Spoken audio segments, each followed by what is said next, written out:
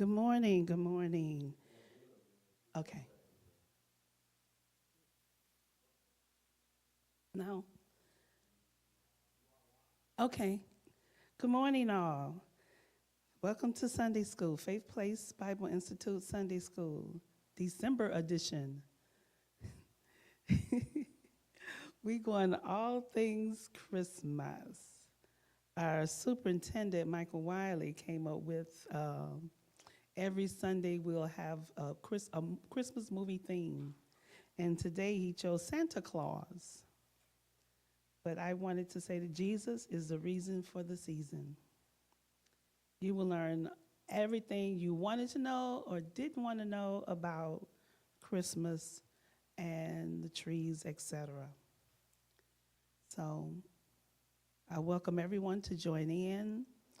Uh, Post a message if you have a question, if you want to make a comment, welcome. Okay, we're going to start right now. Our objective for Sunday school for this month is, for this month's Sunday school lesson discussion, is for people to see the big picture in their understanding and knowledge that connects all the dots, which develops into what this season is actually about, Jesus. And there's so many things up in our lives that you don't even realize, talking about symbolism. Symbolism is the idea that things represent other things.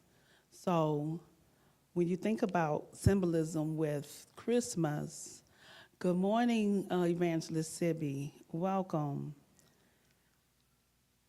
With symbolism with Christmas, you think about, what do you think about when you think of Christmas? The Christmas tree, decorations, the lights. For some reason, it's only green and red. That's supposed to symbolize Christmas. But I like all the colors, and a lot of people stick to the white. I cover the gamut. I cover the gamut. I like all the lights. I like all the bells and the whistles and bells. I have bells all over my house. 365, so I keep Little Christmas with me at all times because Brother Mike and I were discussing what Christmas means to us, and it's a spirit that's with this month that's not like any other time of the year. It's not the same as when for Easter, although that have a different spirit, but it's a spirit about the Lord. But this one it's a celebration. Well, you're not going to celebrate Easter because it's crucifixion. And that tugs at your heart. Well, it tugs at mine. But it's a spirit of, peace and happiness and smiles. What do you think, Evangelist? What does Christmas season mean to you? Even as soon as you get, well, my compass is as soon as Light FM turns on the Christmas songs, 24/7 until Christmas Day. I feel let down because I want to take it all the way to the end of the season. So, but tell me what you think. Do you have any suggestions or ideas that symbolizes Christmas for you? No matter what activities you and your loved ones engage in, be it decorating a tree, your home, multiple social gatherings, watching marathon Christmas movies, that's my thing. I watch a lot of Christmas movies. I love them. I tape them. So I don't have to wait for them to come on because I already got them. So I kind of like to always have them on hand. If something that I don't like come on, I got something I can pull up. But Jesus is the reason for the season. Proverbs 4:7 NASB, the beginning of wisdom is acquire wisdom, and with all your acquiring, get understanding. So, the beginning of this month, we will be discussing all things Christmas. I want to know, what is your favorite thing about Christmas season? Is it the spirit, the lights, because coming up, we would put, oh my gosh, we would start outside, have lights everywhere, decorate the window, the tree. Every year, my mother would say, this year I'm going to help you. We will get started. As soon as we seeing Christmas decorations in the store, we're buying more because we're putting out so much. The whole house is decorated.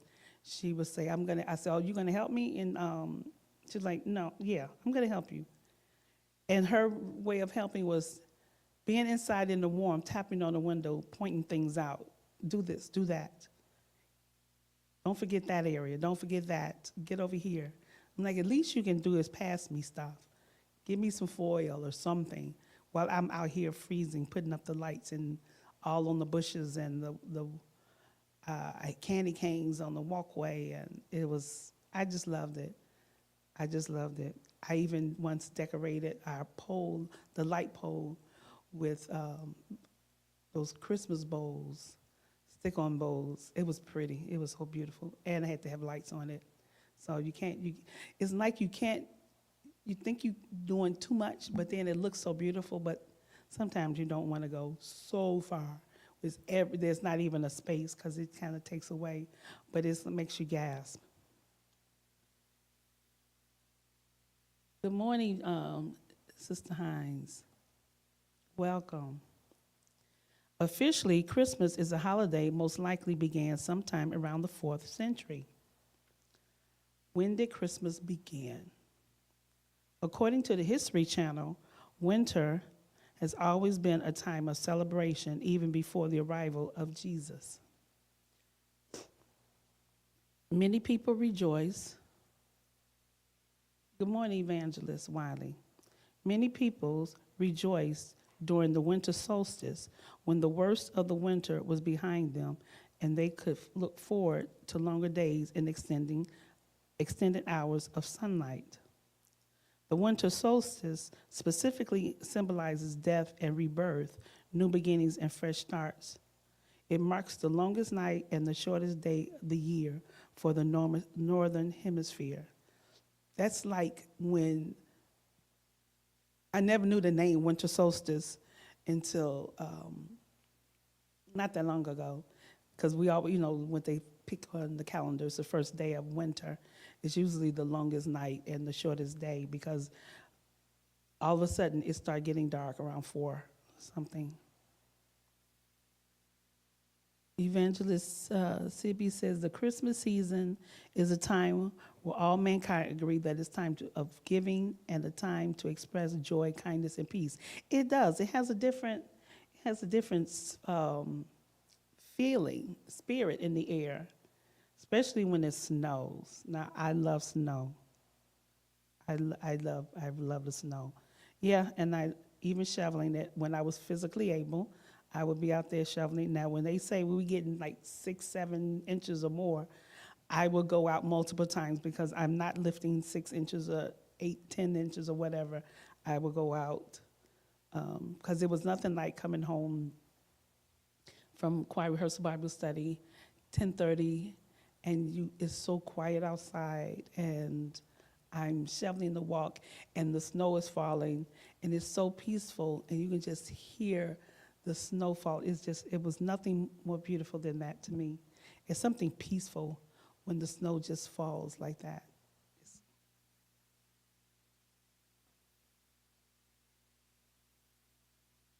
Like I said, according to the History Channel, the Norse, people who came from the Scandinavian countries, celebrated Yule, and Germans honored the god Odin. Yule is a winter festival historically observed by the Germanic people that was incorporated into Christmas during the Christianization of the Germanic. Yule date September 21st. For this year, it's September 21st, 24 to Wednesday, January the 1st, 2025. That's the Christmas season from December 21st, but I'm sorry, we get started sooner. Good morning, Sister Bell. Come on, tell me what Christmas is to you. What's the season feel like to you? Odin, the god of wisdom, death, battle, magic, and more, is neither entirely good nor is he fully evil in Norse mythology. The Romans celebrated Saturnalia to honor Saturn, the god of agriculture, and holiday Juvenalia was held on December 25th for the infant god Mithra. This was the most sacred holiday for some Romans at the time. But when Christianity first began, Jesus' birth wasn't celebrated. Easter was the main holiday. But Easter has a different spirit than Christmas to me. What do you think? Do you think it's the same? I don't know. Because, like I said, around that time, I'm thinking of his crucifixion, and that's not a celebration to me. But saving us on the cross is I guess, a celebration. Good morning, good morning. The Bible doesn't even mention a specific birth date for Jesus, but it was thought to have taken place on January 6th, not December 25th. The date still belonged to the Juvenalia holiday. Around the time the winter solstice, Romans observed Juvenalia, a feast honoring the children of Rome. So the time between the 4th century and the 17th century, all of that changed in the 4th century when Pope Julius I selected December 25th as the official date when Christians would celebrate the birth of Jesus. Why the change? The reason are still debated, but the general accepted belief is that December 25th was chosen to increase the likelihood that the celebration would be embraced by Christians around the world over pagan traditions that were already celebrated at the time. By 432, Christmas was spread to Egypt, and by the Middle Ages, the practice of celebrating Christmas has spread around the globe and replaced pagan festivities, and it would continue to spread in the following centuries too. We talking all things Christmas this month, right? So things you thought you wanted to know or didn't want to know or didn't know you wanted to know about Christmas and Christmas trees, you will be finding out. Yes, not only his, Sister Evangelist said, not only his crucifixion, but his resurrection, right. We do celebrate the resurrection, but it's not the same as his birth. So think in mind, what's Christmas like for you? What does it mean for you? I talked about symbolism. For the symbols for Christmas is some people, the lights, the songs, watching Christmas movies, but everything to me, everything goes back to Jesus. Christ's birth was celebrated on December 25th, and January 6th became the date that people marked the Feast of the Epiphany, commemorating when the wise men arrived in Bethlehem and found Jesus in the manger. The period of time between both dates will become known as the 12 days of Christmas. I didn't know that. During the 17th century to present day.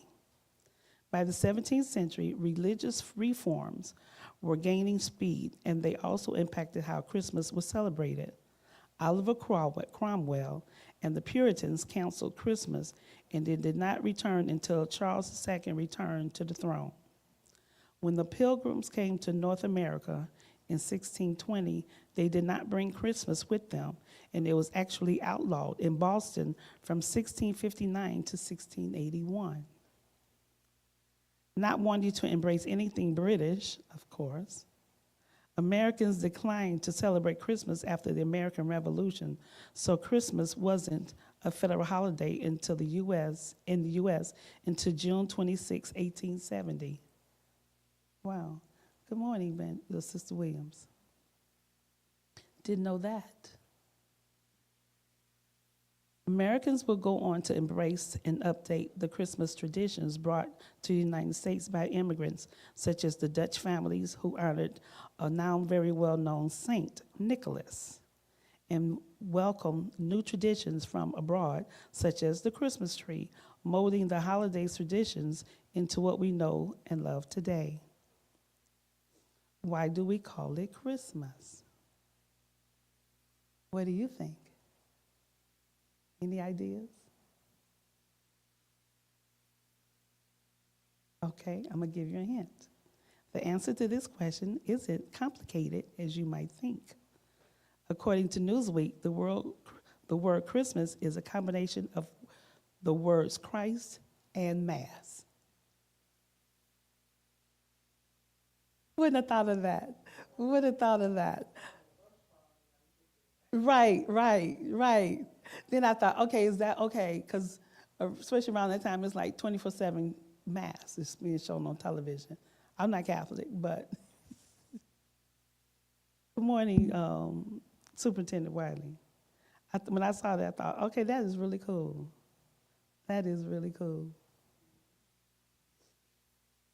So, anyone you like to add something? What you thought? What's your symbolism for Christmas and what's your traditions? What you like to do?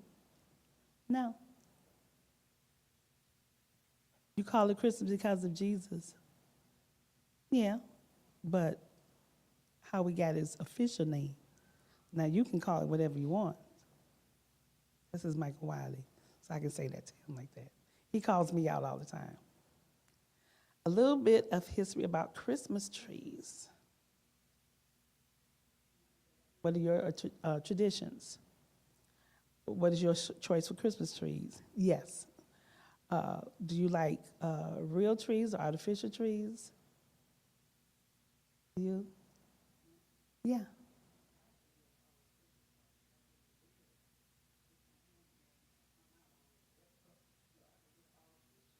Well, we grew up on real trees. All my life, we've always had a real tree. And I know, there's nothing like nothing like it. I love Douglas firs are so beautiful, but they're deceiving to me because we had one and I told my like, no, that is so deceiving because it feels soft, but it would be so dry, and that's what's dangerous. It would be soft even when there was no water, and you know when you have a tree, you feel it like okay, it needs water. Michael Wiley, fake trees all the way. I am now because I'm not kidding. Last tree, a real tree. It was the Christmas after my mom passed in '96, and I'm not gonna tell you the story because I'm not a thief, but it was a gift. Thank you, Jesus. But I love real trees because I love the tinsel, the icicles. I love the icicles. You can't put that on a fake tree because you got to take all that mess off. Real trees, you put the icicles on, and I'm very particular, like 2 at a time. So you start at the bottom, and everything has to drape over, and it is so beautiful. One time, talk about painful. If you've had the angel hair on it, on the tree, my parents put angel hair, and that is like spun glass. So we would talk about we get cut. We were cut up on that. Imagine touching the tree and getting under the tree to water it, and the angel glass it just cuts into you. That was the first and the last time because it was pretty, but that was the first and the last time we had angel hair. We was like, no, we're not doing that again. No. Although I do love it. The smell. I buy those pine cones with the cinnamon and bring it to get the smell in the house because I love the smell of the tree. Nothing like it. The decorated Christmas tree can be traced back to the ancient Romans who during their winter festivals decorated trees with small pieces of metal during Saturnalia, a winter festival in honor of the Saturnus, the god of agriculture.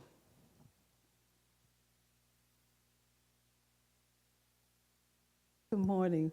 Michael Wiley says the tree he got is collapsible and it lights up like Vegas. Mine don't light up that much. Mine don't light up that much, but it lights up pretty well. It's a 4 foot. Have you all put your tree up yet? You did. I said I was gonna do it this year earlier, but I hadn't done it yet. But I do have, if you get in my car, I keep it on 93.9.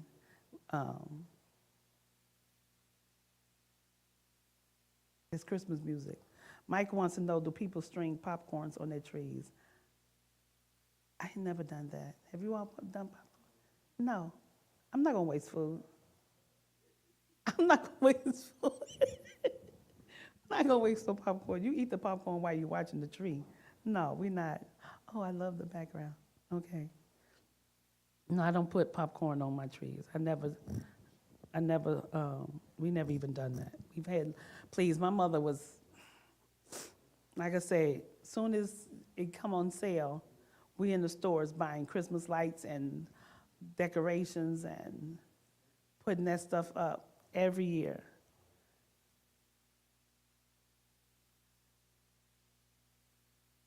Oh, Sister Mississippi, her daughter puts hers up yesterday. 4 foot, that's not a tree. You got it. I have a 4 foot tree, and it's a tree.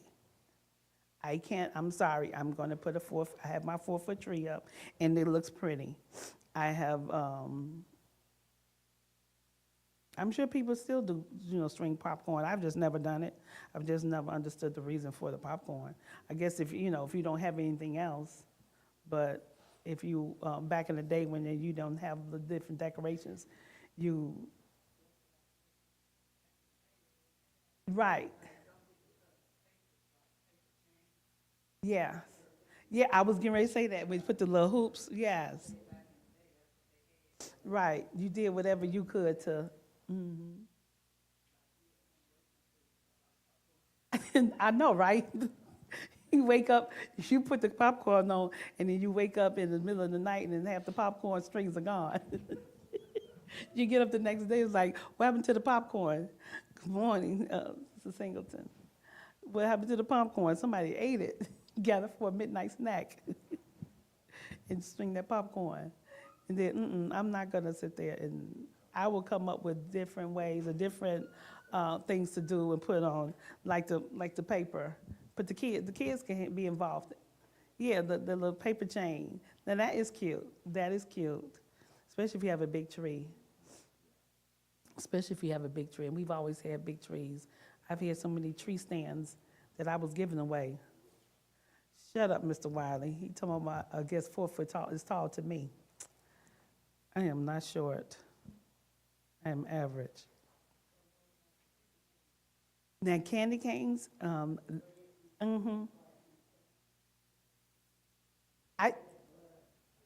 I put candy canes. I buy the little candy canes because I have a 4 foot tree. I buy the little candy canes and put it on my tree, and it's still in the paper, or I buy or sometimes the big ones too, and put them on. And take them up, I wrap them up and pass it to my niece for the kids, because I'm not going. We're gonna get to that. You're gonna ahead of yourself. No, I haven't gotten there yet.